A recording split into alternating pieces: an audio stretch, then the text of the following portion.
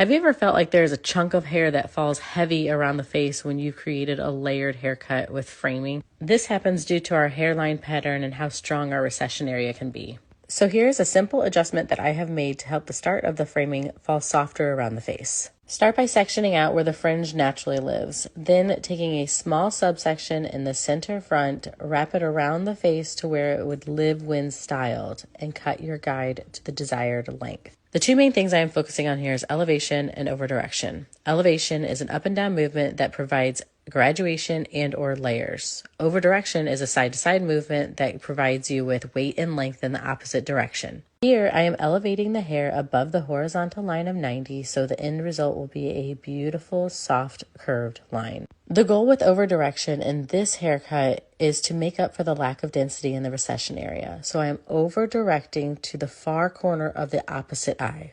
This will give me the weight that I am missing from the recession area and the length to not make it feel like a chunk around the face when it falls. Once the sections are cut, it's very important that we do not go in and cut any more hair until the hair is dry.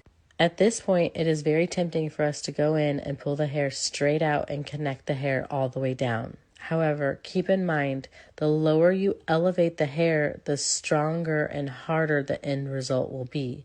And with this technique, we are looking for softness around the face.